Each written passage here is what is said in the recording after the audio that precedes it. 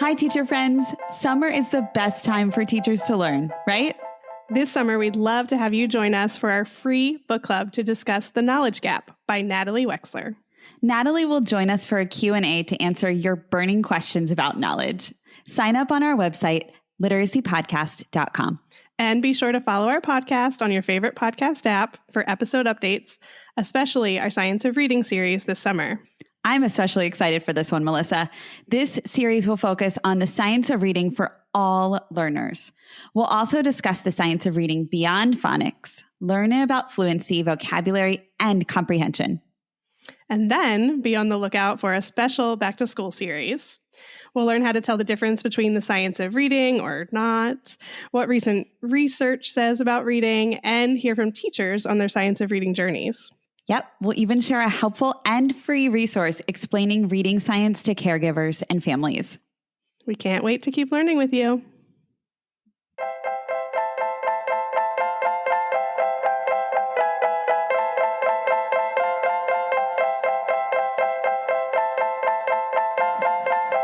Welcome, teacher friend. I'm Lori. And I'm Melissa. We are two literacy educators in Baltimore. We want the best for all kids, and we know you do too. Our district recently adopted a new literacy curriculum, which meant a lot of change for everyone. Lori and I can't wait to keep learning about literacy with you today. Hi, everyone. Welcome to Melissa and Lori Love Literacy. We are thrilled that you're here with us today because we have a very special guest. I know I always say that, but really this is a returning guest who is... our first returning guest. Yay! Natalie Wexler. Melissa, how excited are you to have her back again? Always excited. Of course, you know that we are Natalie Wexler super fans. So super excited. But the picture that we have of us wearing the Wild About Wexler shirts, I'm sure Natalie framed in her house. Natalie, welcome to the podcast. Well, thank you so much, Lori and Melissa. It's great to be back. So for those listening who did not catch Natalie's first podcast, she's the author of The Knowledge Gap, co-author of The Writing Revolution. She writes for a variety of publications, including Forbes, and she's just so incredible that you should just run out after this podcast and read all of her articles. Grab the book, The Knowledge Gap, and sit down and read it tonight because it's raining. And what else are we going to do during quarantine anyway? So, Natalie, will you briefly share a little bit about, I think maybe The Knowledge Gap would be most applicable, just a quick little snapshot of what it is for those who are listening who may not know about your book. Sure. I will give the briefest version I can. It's really the term knowledge gap is a play on, the achievement gap. It's a gap in test scores, essentially, between haves and have-nots. And basically, my argument is we've been looking at this as a gap in skills, reading skills, and not just decoding skills, but comprehension skills. That's what these tests appear to measure. But in fact, if you don't have the background knowledge and the vocabulary to understand those reading passages on standardized reading tests, you don't get a chance to demonstrate your skill at finding the main idea or making an inference. But instruction, especially in elementary school, has kind of paralleled or mimicked what's on those tests. So instead of building the kind of knowledge and vocabulary that kids need to understand the passages, which could come from social studies and science and the arts, all sorts of things, teachers have been giving kids in many schools sort of disconnected passages and just having them practice these supposed skills like finding the main idea, et cetera. Which really has resulted in us shooting ourselves in the foot. And the discrepancy in scores between haves and have-nots really has a lot to do with the knowledge that kids pick up outside school, and kids with more educated parents are in a better position to just pick up the kind of knowledge and vocabulary that helps them do well, not only on reading comprehension tests, but also in high school and beyond. Yeah. Oh, sorry, Melissa. I was just going to say, I just had a conversation with our, here in Baltimore City, Office of Assessments and Accountability, and had this similar conversation, but you said it so much better in like 1 minute. I'll have to a lot of practice. record that and let them listen to it. Here's your elevator pitch. Yes, exactly. I was thinking, every time you talk about it, Natalie, it reminds me of when, like, I have a flashback to my second grade classroom a decade ago when I had a bulletin board, and we would start our day by doing the calendar and the all the stuff that you do with the little guys to start the day. But the bulletin board had our focus skill or strategy for the week. And I will be 100% honest. In hindsight, I was looking at it and I'm thinking, what's the difference between a skill or a strategy? They must be the same thing. I don't know, but this is what they're telling me. And we're going to learn how to find the main idea. And we had a main idea Sunday. And that's, the graphic organizer that we used to find the main idea and some, trite paragraph about whatever it was that we could find the main idea. So every time you say that, I just have this flashback to the bulletin board, and I wish I had a picture of it so I could show you. But, it feels like guilty, but at the same time, like, now that we know better, we're building knowledge. Yeah, I know. I've heard that from a lot of teachers that they feel guilty. And I think I can really understand that. But as you say, better to change and do something that does work than to be trapped by your feelings of guilt into continuing to do the same thing that doesn't work. Yeah. Yeah.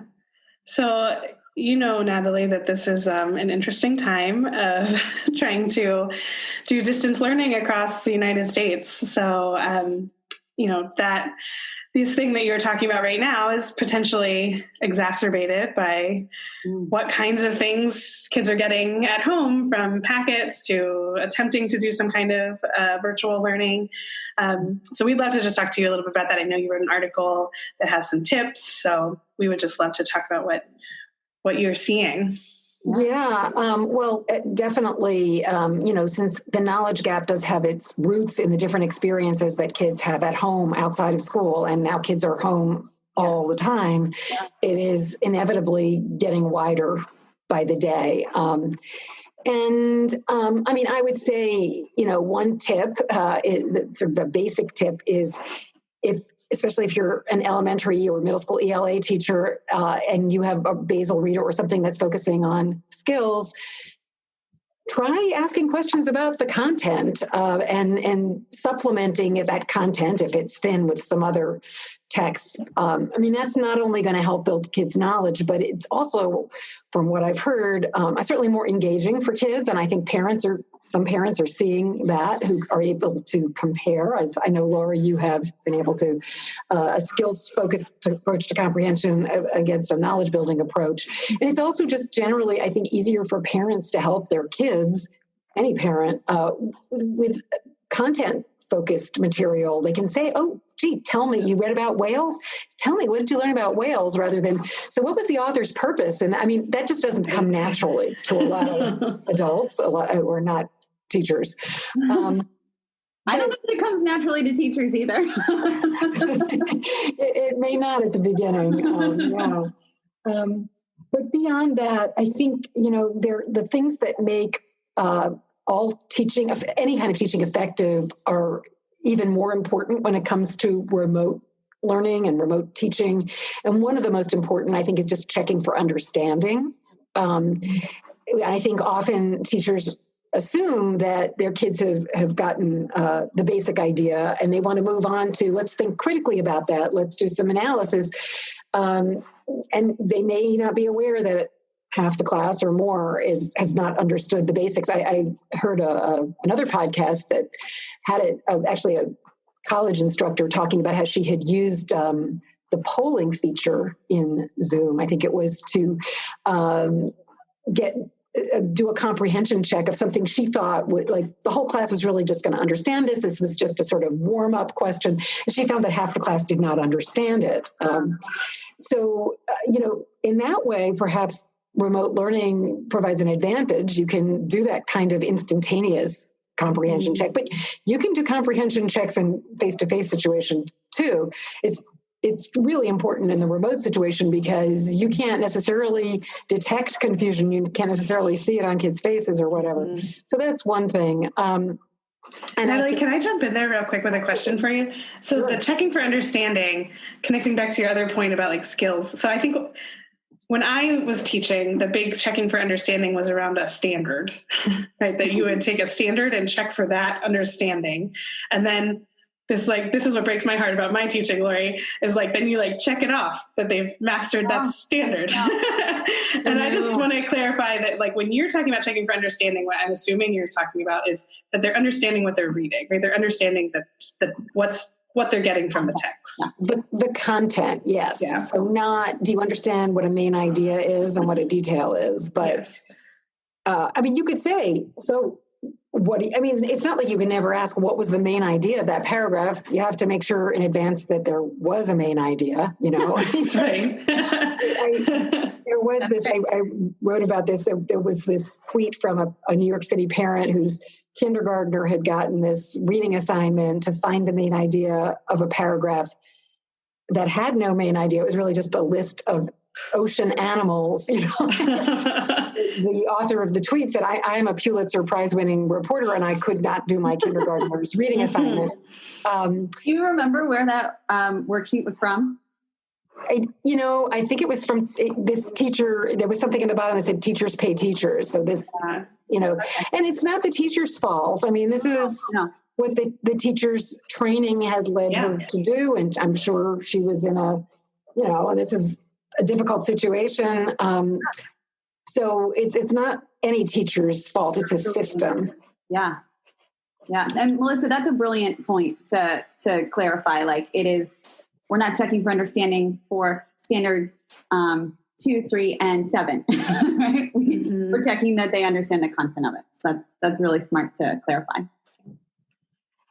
Well, Natalie, we'll give you the mic back. What are those other tips? Fabulous tips. Let's see. I'm not sure I can remember all 7 of them, but to make things as interactive as possible.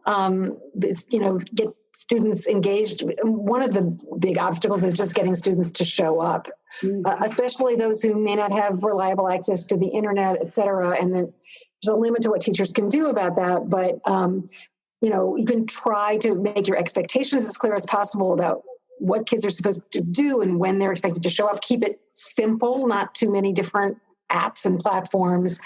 But the interactivity thing is also really important in establishing that sense of connection and getting students to want to show up. And I think that, it can be difficult to arrange for that synchronous learning. And there's some things that are better done, synchronous, meaning everybody there at the same time, like on a Zoom call, like now. But there may be some advantages sometimes to doing things in an asynchronous manner, where kids are accessing the same content, but at different times. You don't have to deal with everybody's schedules. And so the balance is going to be different depending on the age and the content and stuff like that. But to have at least some element where the kids and the teacher are all interacting together, I think is really important if you can swing that. And then there's also just making things really clear. Remote learning generally has not been found to be that effective, except maybe for kids who are already strong students. And so, it's never going to be a great substitute for face-to-face learning. There are a few kids and a few teachers who are saying they like it better for various reasons, but I think for the majority, it's more difficult. And one of those difficulties is just acquiring new information through remote learning. It's been found to work best for review. And you should not ignore or overlook the importance of review, but you are going to need to introduce new information, given how long this is going on. And you need to be aware that a little bit will go a long way, that kids' engagement is going to drop off. And so you don't want to go on and on.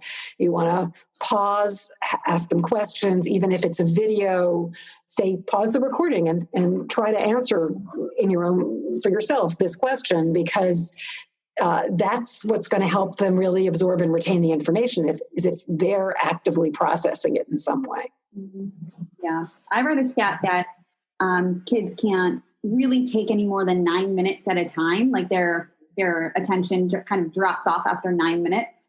And And I just think about that, like that, what you said about the asynchronous versus synchronous, how that balance could really complement that they could be doing some asynchronous work on their own and then come, to a 25, 30-minute Zoom meeting with a small group or with their class and get some time with their teacher, extending or supporting what they did in that asynchronous environment, shifting, keeping the focus of that over into the synchronous. And then there's just a nice little balance of that. Yeah. So I think that's important. But the 9 minutes struck me. I was like, wow, that's not that long. I know. And I think for adults, there's often a drop off, maybe not after 9 minutes. One other thing that I didn't mention that I'd like to is I talk sometimes about the way we can use writing to build knowledge. And I think, in some ways, the remote situation is fairly well suited for that. And you don't have to ask kids to write at length. In fact, if they're inexperienced writers, it's better if you just ask them to write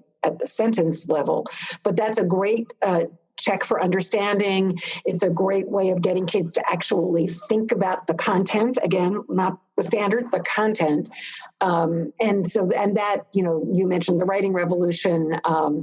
There are lots of sentence level activities that can be adapted to all kinds of content and all grade levels in that book. And I think, you can do that through a Google Doc, or you can do it through email, I suppose you could do it through snail mail, even if necessary. That's funny. Natalie, Melissa, I don't think I told you this either. So I know now I've talked about my dad a bit on this podcast, but he thought when we did, so Great Minds did Knowledge on the Go. And so I've talked about that before. We've had Rachel Stack on to talk about it. And so I shared the website link with him and I said, I'm a 7th grade teacher. If you want to look, it's kind of cool. And so he is looking at it and he called me later that night and he goes, so are the kids going to submit their assignments to you? They're just going to, they have your address, right? To mail their assignments. I'm like, what are you talking about? He thought I was going to be grading like the entire world's 7th grade assignments. And I just was like cracking up hysterical that he didn't think about like email or virtual submission, that he thought they were going to physically mail me what they were doing. And I just loved it because when you said email, I was like, oh, that's exactly like what he thought. Well, I was thinking of the connectivity issues and things like that. Yeah. I actually have an interesting question about the physical versus online. Because we just had Maryland Book Bank on recently about like getting books into kids' hands. And I know that Knowledge on the Go did a great job of like making sure kids could access the text, whether they had it or not, because we just dropped school and weren't there the next day. So there is no structure to get them. But I'm just wondering if there is any like thought behind, is anyone thinking about that? Like, does it matter if kids have the text, like the actual text in their hands or if it's virtual or... I have no idea. There's definitely been research on the differences between reading on a screen and reading hard copy. And essentially, there are complexities in this research, but I would say the bottom line is that you tend to retain information better when you've read it in a hard copy form rather than on a screen. And that's particularly true for nonfiction or, informational text. Which is interesting, don't you think? Because I feel like I get most of my informational reading from a screen. Like, the New York Times comes to my email.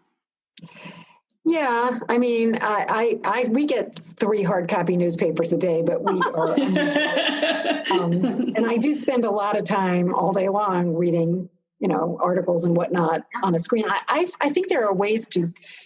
I think there may be, I haven't done an experiment on myself. There may be a difference in my retention depending on whether it's on a screen or hard copy form. But what I find myself doing, if I really want to retain the information I'm reading on a screen, I take notes on it. Yeah. And that, of course, is a great way for retaining information, is to take notes. And so I think that's my own kind of compensating mechanism for whatever is going on the screen. Yeah, that's actually a great transition. You're using a strategy. Knowledge. So, speaking of that, like thinking about knowledge focused or content focused instruction or learning versus strategy focused. How is like remote learning impacting all of this? Like, what is happening in remote learning in more cases than not? Or have you found anything that, any thoughts on that? I don't really know what's going on out there. I wish we had more information. This issue of curriculum is not something that journalists are focusing on by and large. I mean, I certainly have heard anecdotally from people like you, actually, that it's working much.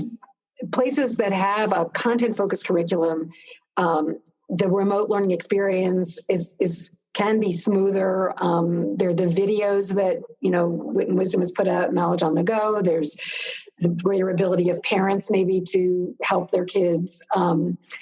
But, I think in a lot of places, teachers and students are just kind of struggling to hold their heads above water. And what I really worry about, we know that these gaps are growing. And what I really worry about is what's going to happen when kids do come back to classrooms. And there's a lot of discussion now about how are we going to assess the learning that's been lost and the gaps at that point. And I expect that in most classrooms, what's going to be done at these, what we've been doing all along to monitor progress, give kids these tests to see what their reading level is, and then tell them to read books at that level. And don't worry, we're not going to worry about building knowledge because we need to work on those comprehension skills. And that's only, I'm afraid, going to make a pretty dire situation even worse. Yeah, I agree. I worry about that too. I worry that it's going to be what Melissa described earlier as that check for understanding being standards based. Yeah. Yeah.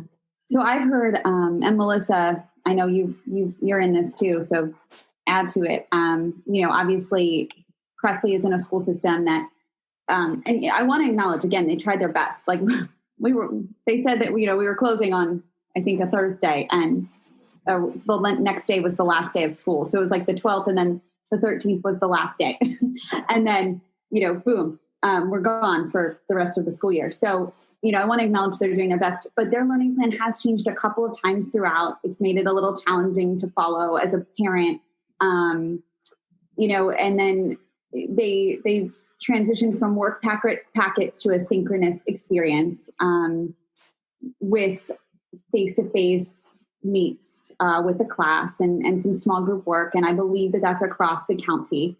But I do notice, like, in the work that does come home via the packet or, what's happening, they are using a strategy focused curriculum or a strategy focused approach, because I'm not certain it's from the curriculum or if they're creating it. And so I'm gonna share a couple of questions and from one of the worksheets, just because I thought it would be helpful to just like hear the difference for those of you listening. Hear the difference between, like, Natalie is talking about knowledge and content driven versus strategy focused. Like, what does that actually look like? So Presley is asked to read a passage about sports, and it's like 3 paragraphs. And it's a very isolated, out of context thing. We haven't been reading about sports. We haven't been learning about sports. And then to answer 3 questions, at the top of the page, it says comprehension, cause and effect. And then the 3 questions are: why are rules important in sports? What happens when a basketball player shoots the ball through the hoop? And what happens when a batter in baseball misses three balls or 3 pitches? And, from a parent standpoint, I'm thinking, well, she doesn't even need to read that to answer that because she already knows the answer to all those questions, and also, I don't understand how that's cause and effect so much as, maybe loosely cause and effect. But I'd love to, like, keep that in mind, that, like, those questions are obviously very, you don't need to read the passage.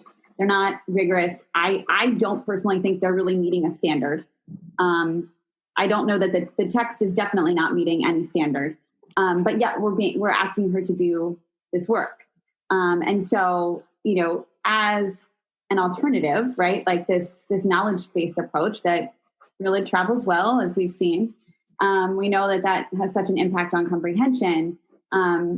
Natalie, what would you recommend, or what do you see as an alternative to that? Like, how could we best teach strategies in context and build knowledge? Because I think that is the approach that we're kind of talking about as being a more effective one.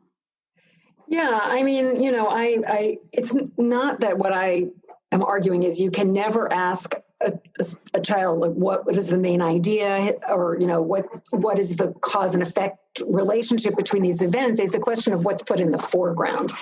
And so part of my research for the book was following these two early elementary classrooms through a school year, one using a basal reader skills focused approach to comprehension, and the other using core knowledge language arts. This is one of the newer content focused curricula. And so the teacher, one of the slides I show in my presentation, so I'm very familiar with it, the teacher would ask questions that might sound like strategy questions, like if they're reading about the myth of Daedalus and Icarus, she might ask the kids, can you predict what Daedalus's plan is? Or they made a chart of cause and effect based in the myth of Daedalus and Icarus. This was what they were doing during and after the read aloud. But the teacher wasn't trying to teach the skill of determining cause and effect or the skill of making predictions. She was bringing those things in to help kids think about the myth of Daedalus and Icarus. And they were very engaged in that. And so I think that what we've done is we've put those strategies in the foreground on the assumption that they need to be taught separately in a separate reading class, as opposed to being embedded in content, in social studies content, in science content, any content. And actually, there's some research to indicate that kids are going to be better able to learn those kinds of strategies in the context of something that's familiar to them. In one instance, it was baseball, which tends to come up, right? We know about the baseball study. There's also, I'd like to add, you don't have to say to kids, okay, now we're going to learn how to make an inference. You could just ask them a question that requires them to make an inference. And there was this very interesting study that was done about 10 years ago, comparing a classroom that used strategy-focused instruction against a classroom, I don't remember the grade level, but I'm pretty sure it's elementary, that used content-focused instruction. And what they found, that this was a 2-year study, was that, for one thing, the kids in the content-focused classroom had much richer discussions. And the questions could be very vague, like, gee, what's going on here? And that would lead to a much more engaged discussion than, so what what inferences can you make about it? But also they found that the kids in the content-focused classroom, their comprehension was better than the kids in the strategy-focused classroom. And one of the authors of that study speculated that when you put the strategy in the foreground, you're asking kids to go through a kind of routine, and that takes up space in their, brains, in their working memory, that they cannot devote to actually understanding the content. So it's kind of this hoop you make them jump through that is not necessary. Yeah. And I'm wondering, those questions that Lori asked, in the way that they're framed, right, is like this cause and effect. That was what they're designed to see if students know cause and effect. And that goes back to my earlier point of I think what we would do here is then say, yes, Presley can do cause and effect, check it off.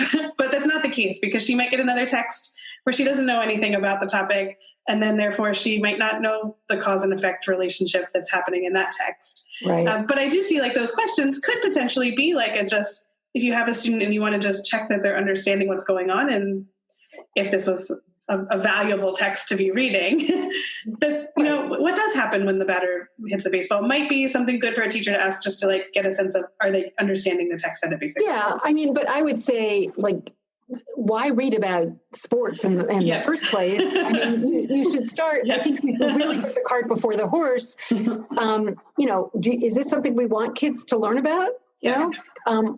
Maybe, but we should be making that decision independently of what skills we want them to acquire. Yeah, Melissa and I, as we shared before we podcasted, Melissa and I had probably spent 6 hours discussing all of this. And Melissa, I feel like we've talked a lot about the benefit of a high quality curriculum.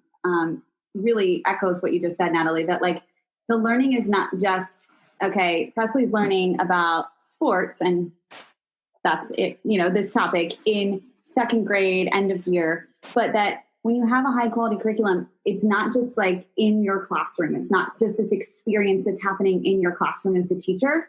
That's this isolated event. It's this really beautiful horizontal design of knowledge build with strategies embedded, right? I mean, think about Wit and Wisdom. We have our content stages. It's exactly what you said, Natalie. We're asking kids, what is happening in this text? What does this reveal about blank? What's the big picture idea? All of those are really relevant to reading texts. But it also is this beautiful build of vertical knowledge. So it's not just about the student's experience in, Melissa Loftus's class in 7th grade at whatever school. It's about the student's experience from the time that they enter kindergarten all the way through their knowledge build of 8th grade, and then taking it even further in high school and just preparing them for that college and career experience. And so that's what I think when I talk to teachers and, try to explain what is knowledge building and why is it important and, what does it even mean? I try to go from the student experience, because I think it takes that teacher feeling of, I don't know, my creativity is being taken away or whatever it might be. But that piece where we're saying it's not about teachers, right? It's about students, and think about your students' experience, not just in your 4th grade classroom, but throughout their whole 4th grade year and then throughout their entire educational career. So that's just what it made me think of. It's not, it's more about the student experience and the knowledge build over time.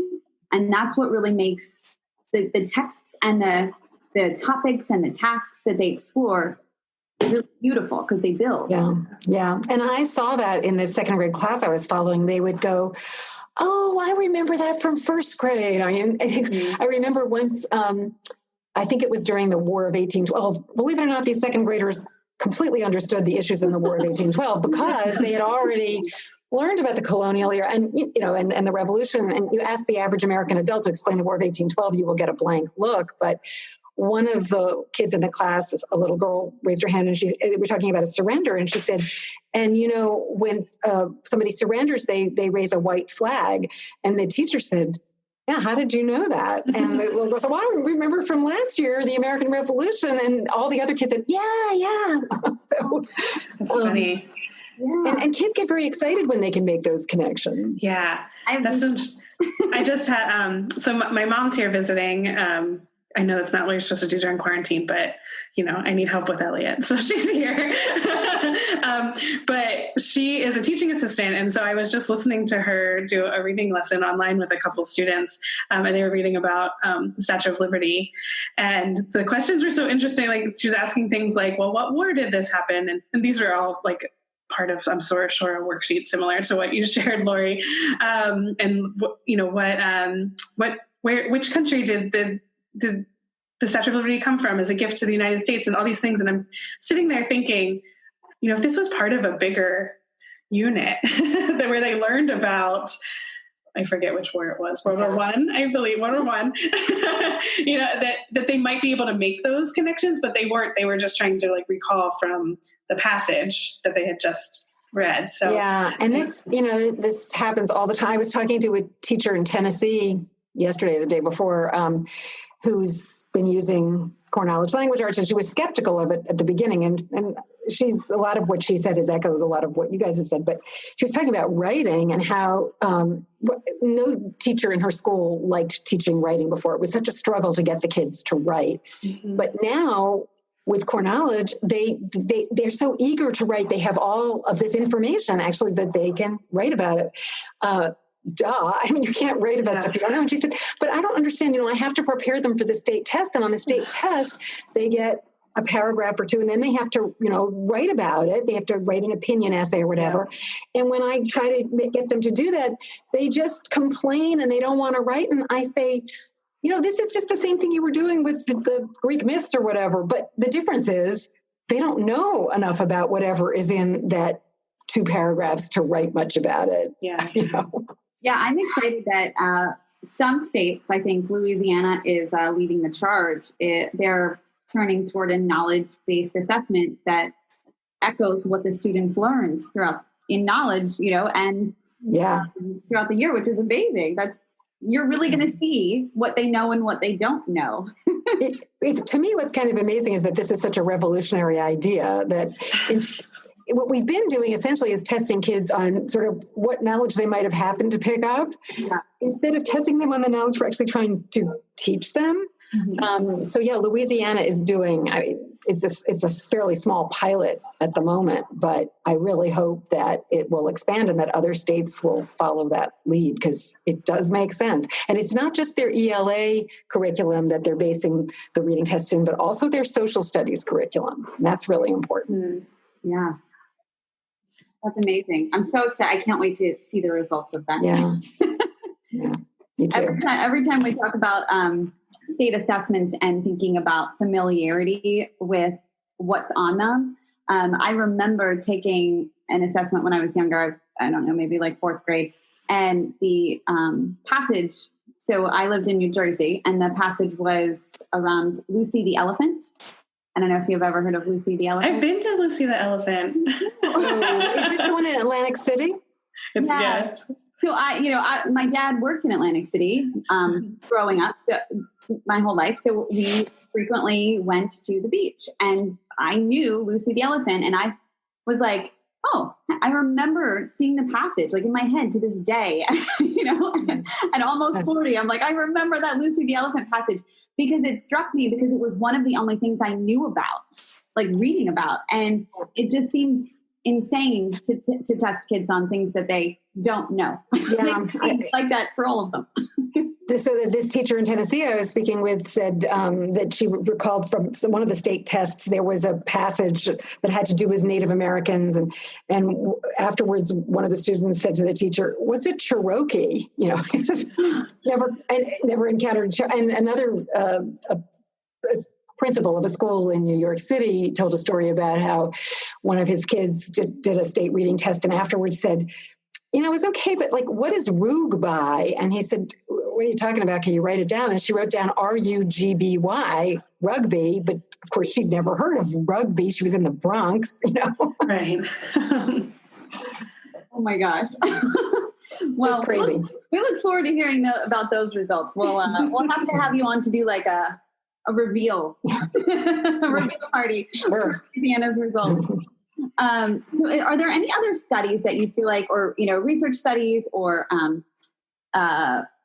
researchers or podcasts or anything that you would recommend that listeners who are sitting there thinking, okay, I want to know more about strategy-focused instruction versus a knowledge-based approach, and what can I do to learn more to get my hands on some stuff?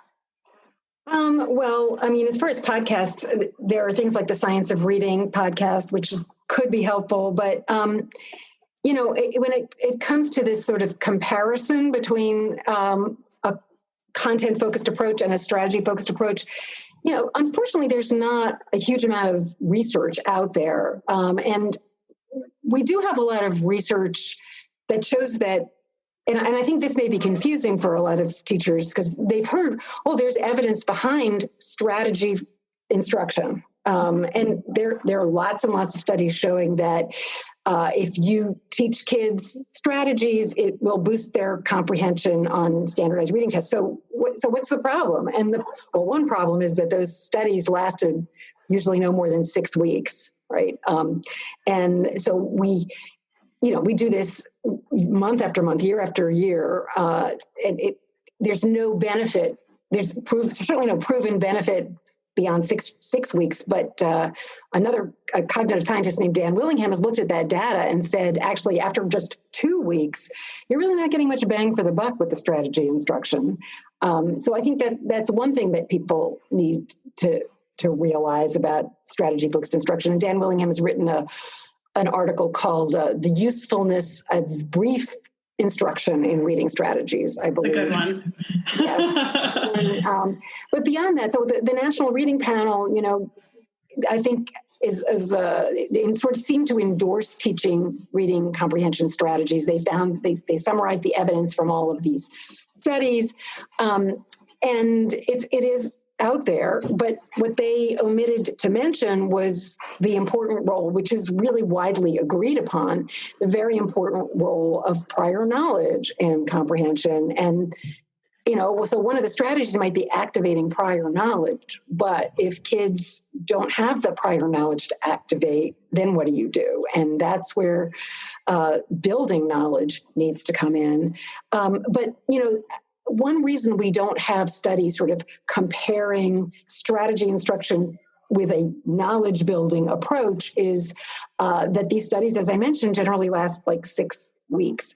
And building knowledge, as Lori was talking about, is a really gradual cumulative process. So, to take a group of students and build their knowledge about a topic for 6 weeks and then give them a standardized reading comprehension test that may have nothing about that topic on it, you're unlikely to see much in the way of results. Although I've heard of stories where, some things like that can happen, but it's really a gamble. So what you really need to show the effects of building knowledge is something that extends across grade levels over years.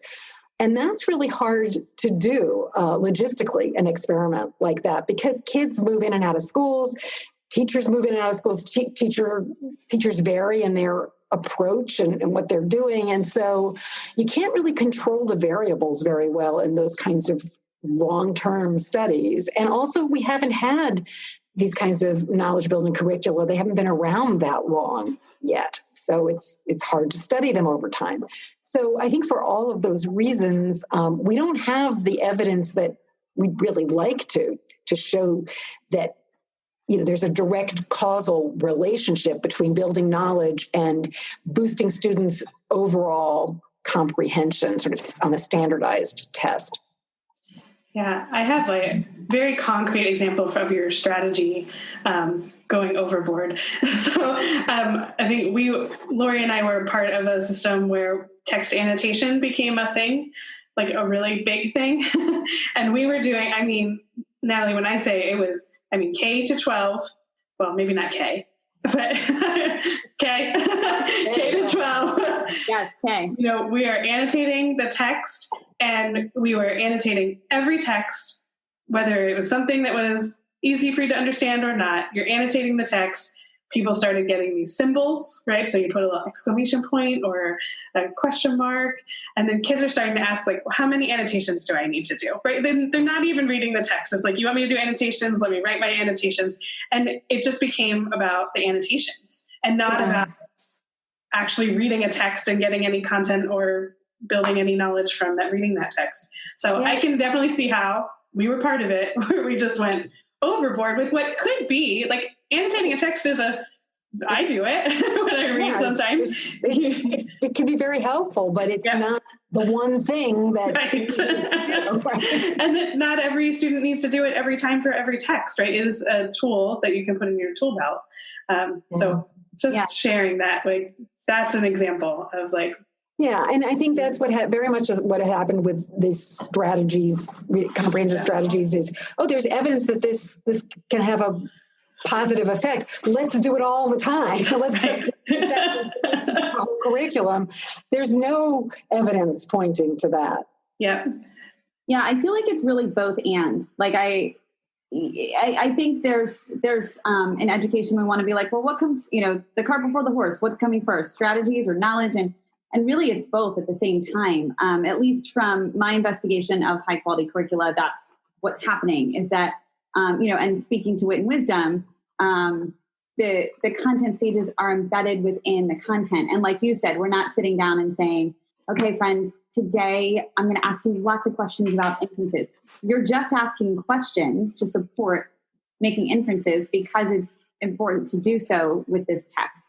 And Melissa and I talked about the text really driving the instruction, and it's really that grounding factor that, the text is driving all of those questions, and they're not contrived questions. Melissa, you want to say anything about that? Or Natalie?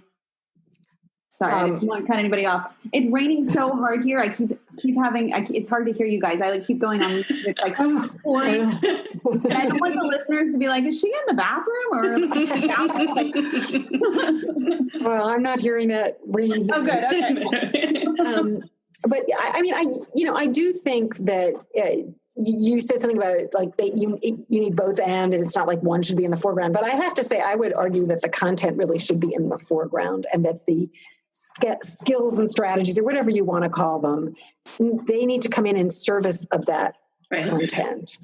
I've heard David Lieben say that it's not like kids need to necessarily be taught how to make an inference. Toddlers make inferences all the time. You dropped your lollipop, then you can infer you're not going to be able to eat that, that lollipop anymore, whatever, So it's not that it's the skill of making inferences that gets better. It's really the context in which you apply that skill gets more sophisticated. And so that you have to make sure that you're paying attention to the overall context, and also figuring out what is it, what's the knowledge, what is the information that I want kids to get, and how best can I get them to think about things and make connections between bits of information, and all of those things that we want kids to do. Those are not free-floating skills. Those are dependent on the context. Yeah.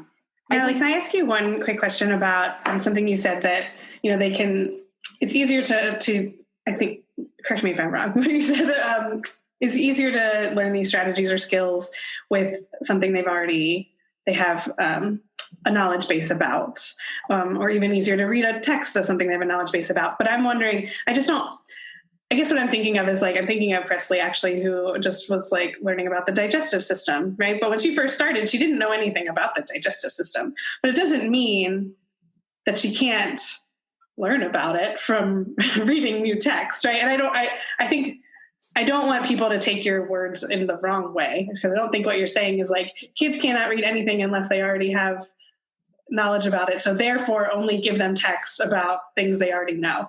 I don't think that's what you're saying. So I just wanted to put that out there so you can make sure. You're absolutely right. I think that it's a question of degree. I mean, and what, first of all, I would say that kids generally, they're going to be able to take in more sophisticated information and vocabulary through listening, really on average through middle school, than through their own reading. But once they've heard about concepts and heard words and talked about them, and then if they encounter those words and concepts in their reading, they'll go, oh, I know what that is. So it will help them with their own reading to have that knowledge that they've acquired through listening and discussion. Mm-hmm. But it's not that you can never read a text that you lack background knowledge on. It's really a question of reaching a critical mass, I would say, of information about the world and the vocabulary that goes with it. And so that, if you're reading about the Ming Dynasty and you don't know anything about Chinese history per se, but you know what a dynasty is, and you may have heard the word Ming somewhere. I mean, it's that kind of, it can be even surface level knowledge, but it equips you then to acquire more knowledge through reading, because this all boils down really to working memory and the burden on working memory. And if you're reading a paragraph or a text that has above a certain I mean, there has been some quantification of this, but above a certain percentage of unfamiliar words and concepts, you're going to be spending too much of your brain power just thinking, like, what's that word? And what's that word? And maybe I should go look this word up. And every time you do that, you lose the thread of what you're reading. So at a certain point, and this, I've acquired, I would say, a fair amount of knowledge or vocabulary about the world. But still, if you show me, a scholarly article on something like molecular biology, I'm not going to be able to make sense of it very easily. Okay. But if you show me a newspaper article, pretty much any article that's in the newspaper, I probably will be able to make sense of it because it's not assuming that I have specialized knowledge that I don't. But for a lot of people, reading those articles, and certainly a lot of kids, is going to be a very, very tough thing to do because they don't have the knowledge that's assumed. So it's just, there's no bright line where you can say, oh, well, at this point, you will be able to read a text for which you don't have background knowledge on. It's really a balancing act. And I think all that we can do to equip kids, students, to be good general readers is to build as much knowledge for them as we can. Yeah. And as they access those, unknown texts and topics, I'm thinking for the first time or for the second time, would you say, I'm just asking this because I heard someone say it the other day, would you say that strategies could be used in service of learning the knowledge? So like the knowledge is the foundation, right? And the text is the foundation that's supplying the knowledge, but you're using the strategies to service yourself to grab that knowledge. Would that be accurate? Yeah. So, I think do not skip over the basic comprehension questions. Like, so I was once in, I think it was a third grade classroom. The teacher was reading with the students an article about early domestication of animals, in ancient civilizations. And after she read just the first paragraph, maybe the first two paragraphs, her first question was, so what is the author's argument? And, these were third graders. I think it would have been probably led to a richer discussion and maybe would have helped her figure out if they were following. First of all, I wouldn't stop after the first paragraph, but you could say, so why did people start domesticating animals? Was it just to eat them or, let's talk about the content before we get to that analytical, I think that many teachers have been maybe trained to believe that you want to skip over those lower order things like comprehension. You want to get straight to the higher order thinking, but there's no shortcut. You can't think analytically about something you haven't understood. So those questions really could be questions that are servicing our access of content, really, right? Yeah. And I think maybe, in my view, the most effective way to use those strategies, and I don't want to sound like a broken record, but it's through writing. Because, like you mentioned, cause and effect. Well, the writing revolution has this because, but, so activity, where you give kids the same sentence stem, but have them finish it maybe 3 different ways. Andrew Jackson was a popular president because, but, so. But filling in just that so sentence, using that so conjunction, that is requiring kids to think about cause and effect in a very powerful way. They have to do it. It's not like, this is how you do it. It's you do it. Yeah. And they're able to really write about that content, as we mentioned earlier, because they have the knowledge to do so. And right. If you don't know about the presidency of Andrew Jackson, you can't finish those sentences. Right. Yeah. That's great. Melissa, is there anything else that you think that we missed? Oh, like a million. We could just keep talking all day. Just the one, I think, last thing I wanted to just go off of what you were saying about what I have in my head, I guess, is like we talked about the 8th grade module in Wit and Wisdom that's All Quiet on the Western Front, because Lori and I did a lot of work on that in our first year together.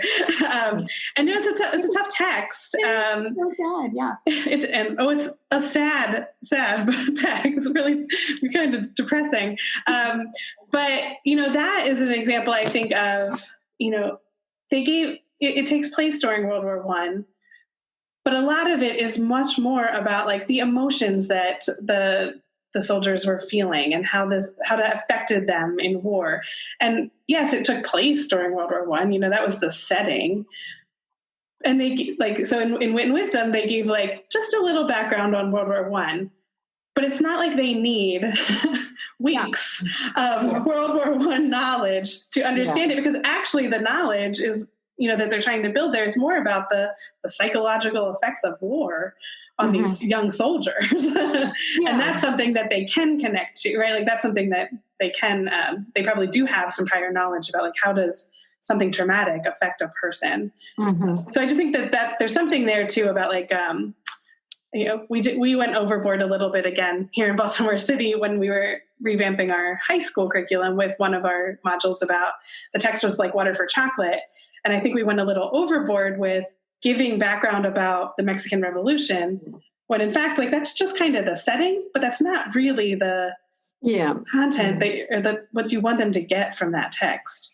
Yeah. And I think, one thing that's difficult for teachers at upper grade levels is, they may be trying to, aside from the English class, the literary aspects of this, and right, you don't need to know all about the Mexican Revolution or whatever to understand like Water for Chocolate.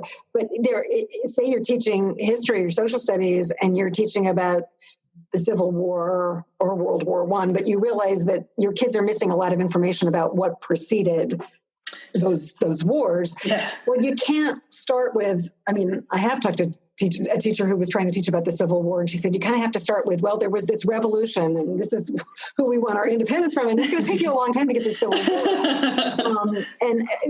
That's maybe, ideally, you wouldn't have to fill in those knowledge gaps, but if you do, the best way, I think, is to start with the Civil War and use sort of writing and other checks for comprehension to target, what is it that my kids need to understand this thing that we are working on? Because to build all the knowledge that they've missed it could be an endless proposition. Yeah. Probably an impossible one, right? Yeah, for sure. But that's what I also love about Wit and Wisdom is like the goal is to build that knowledge over time, right? And any content or knowledge building curriculum that's the goal, is that we do fill in those gaps along the way. Yeah. So Natalie, at the end of our podcast, everyone gets to leave a piece of advice for our listeners. And so your piece of advice today could be grounded in a tip for quarantine, a tip for parents, just generally speaking. You could chat with teachers or leaders, like what to think about in the fall. Whatever you have the doors wide open for you right now. And you're more than welcome to choose any bucket you want. You can keep going for another 10 minutes if you want. Well, gee, I forgot that you guys always ended with this. I thought maybe since I'd already been on the podcast, I had my chance to do that. Just off the top of my head, you mentioned parents.